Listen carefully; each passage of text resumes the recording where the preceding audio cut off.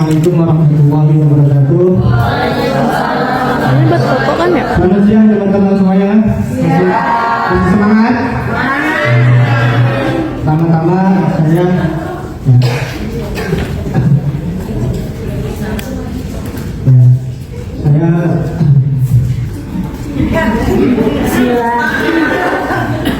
pemanasan dulu, pemanasan.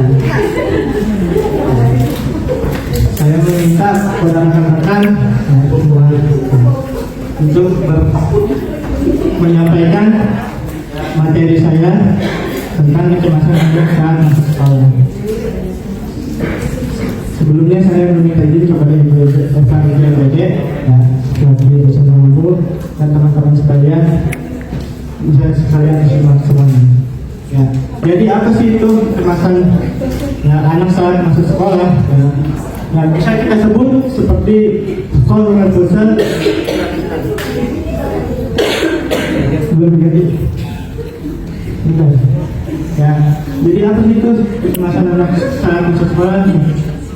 Kita bisa sebutnya dengan school reversal atau dan expression anxiety. Peran calon pendidik dalam membangun adaptasi sekolah yang positif. Selanjutnya,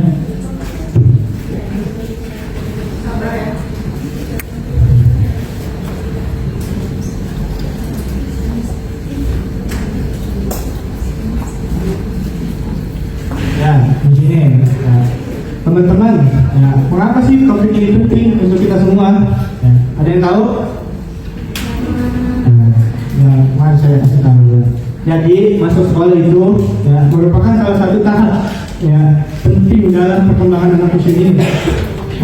Pada masa ini anak perlu beradaptasi dengan lingkungan baru seperti guru, teman baru, guru baru dan lingkungan yang baru seperti itu.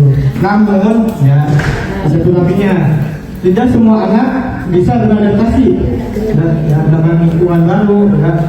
Kadang sebelum masuk sekolah, kadang anak nggak ada yang mau sekolah, mau pulang sekolah. Kenapa? Karena kecemasan bagi anak sendiri. Ada yang takut, ada yang nangis, ada yang nggak mau sekolah, seperti itu. Nah, kita bisa disebut dengan expression anxiety maupun school reversal. Terus gimana caranya? Kita sebagai calon pendidik PAUD dan mahasiswa perlu kita pahami kondisi tersebut agar mampu mengatasi kondisi tersebut, seperti mendampingi anak pendampingan anak yang tepat, terus menjalin kerjasama dengan orang tua. Jadi kita harus bekerjasama sama orang tua, maksudnya enggak diam-diam aja gurunya kita kasih tahu anaknya seperti itu, jangan diam aja.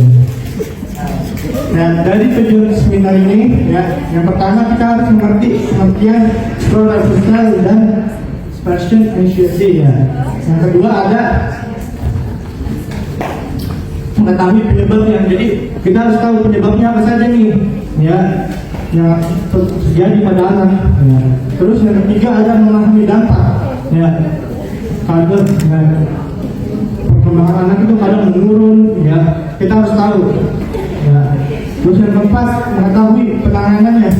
Kita harus bisa nih tangani anak yang seperti itu, seperti apa. Kita harus tangani dengan penanganan yang tepat, jangan asal-asalan. Terus yang kelima ada kolaborasi. Memahami pentingnya kolaborasi guru dan orang tua. Ini yang paling penting. Kita harus berkolaborasi dengan orang tua untuk seperti tumbuh kembang anaknya di sekolah seperti apa, sama gurunya ditanyakan ke orang tua seperti apa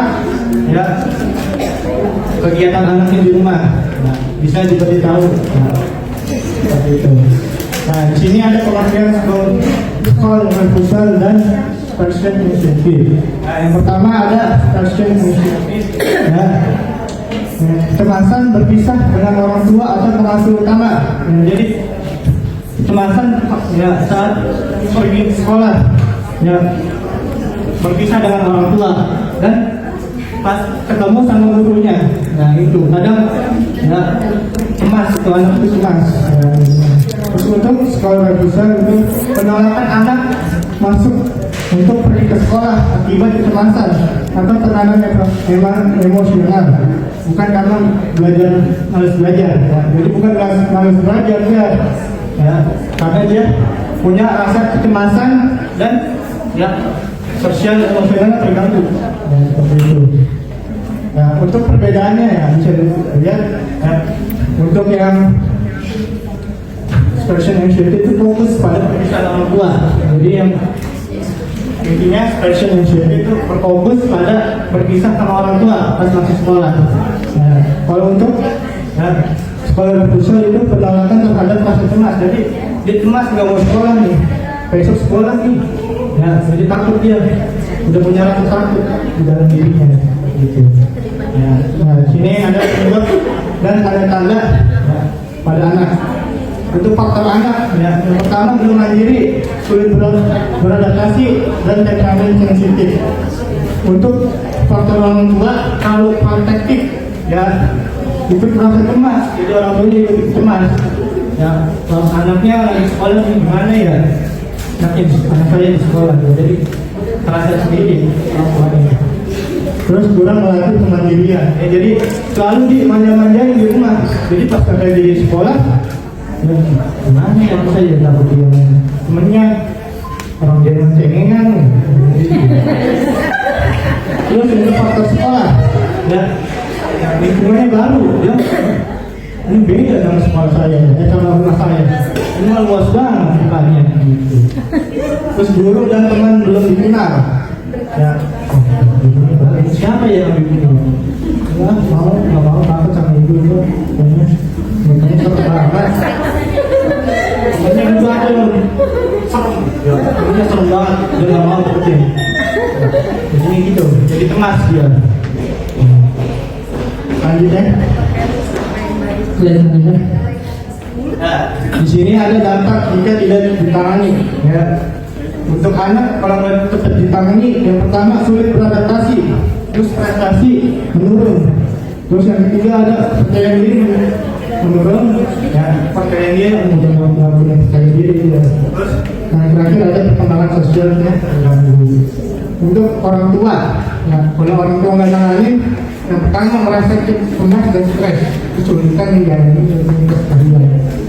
Jadi orang tuanya, ya kalau anaknya sekolah jadi pengen ngapa-ngapain, pengen cari beli piring, anakku dia main tapi ngapain tapi gitu.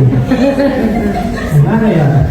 Jadi uji piring nggak kelar, ya uji batu nggak kelar, jadi tinggal cemas, ya semuanya cemas.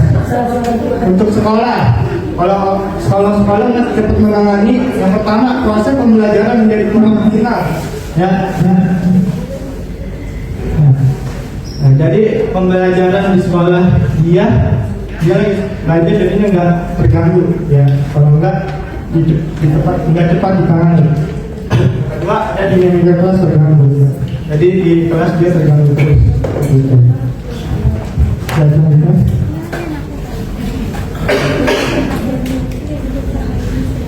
Nah, di sini ada strategi penanganan, ya. Peran guru dan peran orang tua, ya. Jadi gimana kita sebagai guru dan orang tua menangani masalah ini, ya.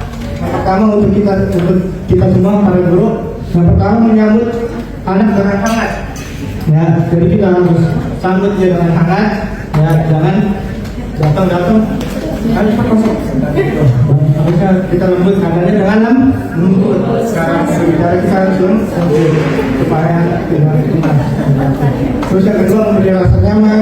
Yang ketiga mengajak anak bermain, memberikan penguatan positif dan tidak memaksa anak. Untuk para orang tua, ya, yang pertama ada melatih kemandirian. Ya. Jadi anak itu harus mandiri, diajari mandiri dari kecil, ya.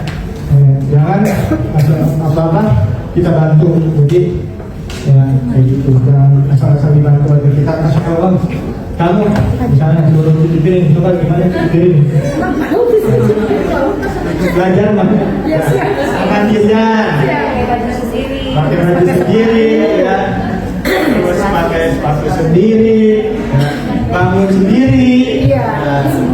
Harus cuci piring dulu ya, sebentar. Terus yang kedua membuat rutinitas sebelum sekolah. Kalau tidak berpamitan secara singkat dan konsisten harus sopan. Terus memberikan dukungan emosional. Ya. Selanjutnya. Nah, sini ada kolaborasi guru dan orang tua. Ya. Keberhasilan anak dalam beradaptasi tidak hanya bergantung pada guru ataupun orang tua. Berarti semuanya harus kerjasama. Guru dan orang tua harus bekerja sama. Ya. Yang pertama ada komunikasi terbuka. Terus ada strategi bersama. Ya. Berbagi perkembangan hubungan konsisten. Kalian. Nah, sini ada kasus Alia, ya, 4 tahun. Ya. Teman-teman, silakan diperhatikan. Ya. Di sini Alia selalu menangis ketika diantar ke sekolah. Dia memeluk ibunya erat dan menolak masuk kelas. Setelah ibunya pulang, Alia masih menangis sekitar 20 menit sebelum akhirnya mulai bermain bersama teman-teman. Nah, kita berdiskusi bersama. Ayo. Ya, gimana teman-teman nih? Ya, pertanyaannya nih, yang pertama ada apa yang sebaiknya dilakukan dulu. Nah, yang kedua ada bagaimana. Baik. Nah, apa yang bisa, apa yang sebaiknya dilakukan dulu. Ya. Silakan teman-teman, waktunya terbatas. Silakan. Pertanyaannya apa yang sebaiknya dilakukan dulu dari kasusnya Alia?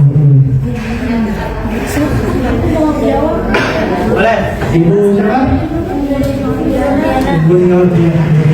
Silakan.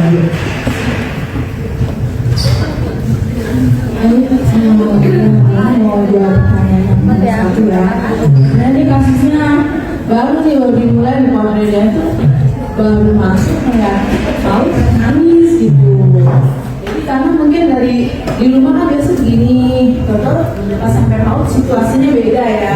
Latar belakangnya, orang-orangnya, itu nangis terus. Nah, jadi kalau kami di PAUD itu pertama tuh kasih sambutan yang hangat yang tadi seperti yang saya ceritakan tadi. Nah, terus dipeluk, kalau aku sih secara pribadi dipeluk gitu ya. Iya, tapi kita berusaha keras dengan itu. Kita ajar secara lembut, secara baik-baik. Tuh sampai 4 hari bunda itu nangis terus. Sampai mamanya tuh dikejar izin 4 hari gitu. Karena anak solusinya itu memberikan biar kita memberikan solusi bagaimana guru dengan kasus Alia tadi. Iya, jadi kita pendekatan secara lembut gitu. Karena memang yang Ega ucapkan itu memang benar gitu. Kita merangkul secara lembut gitu. Pokoknya kita sabar gitu jadi guru. Itu kemudian sampai 4 hari gitu. Dan dari 1 FPS itu mamanya tidak ada kelas gitu. Mamanya, jadi kita malu sama mamanya kan. Kita minta izin kalau yang sudah mandiri, mamanya keluar kelas, keluar gerbang gitu. Tapi kalau yang belum mandiri, boleh diizinkan mamanya tidak kelas. Tapi kalau sudah mandiri, 4 hari kejadian dan juga 4 hari itu, alhamdulillah kita tanya siapa nama kamu. Pertama kan perkenalan dulu kayak gitu. Alhamdulillah tuh dia bisa sekarang anak aku itu bisa di kelas gitu dengan mandiri. Artinya kan nangis dulu gitu ya Bunda. Dan alhamdulillah bisa belajar bersama. Terima kasih Bunda.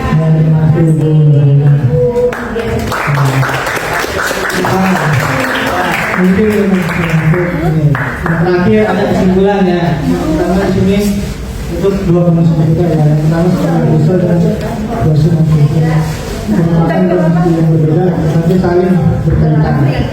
Terus selanjutnya ada proses yang wajar, ya, peran guru dan kunci keberhasilan.